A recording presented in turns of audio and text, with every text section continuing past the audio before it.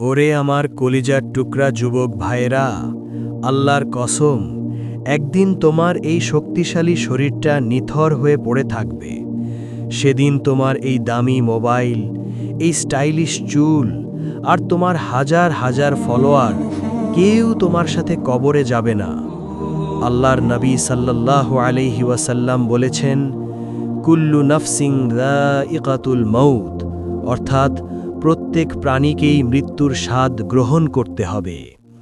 ভাই আমার, যখন তোমাকে অন্ধকার মাটির কবরে শোয়ানো হবে, তখন তোমার সেই গার্লফ্রেন্ড বা বন্ধুরা তোমার পাশে থাকবে না। সেখানে শুধু প্রশ্ন করা হবে, মান রব্বুকা, তোমার রব কে? আজ যদি দুনিয়ার মোহে পড়ে নামাজ ছেড়ে দাও, তবে সেদিন কি জবাব দেবে? ও যুবক, এখনো সময় আছে, আল্লাহর দিকে ফিরে আসো। চোখের পানি ফেলে একবার বলো, ইয়া আল্লাহ, আমি ভুল করেছি, আমাকে মাফ করো। বিশ্বাস করো, আল্লাহ তোমার অপেক্ষায় আছেন। তিনি তোমাকে মাফ করে তার রহমতের কোলে টেনে নিতে চান। মরণ আসার আগেই তওবা করো ভাই, মরণ আসার আগেই তওবা করো। আল্লাহ আমাদের সবাইকে হেদায়েত দান করুন। আমিন।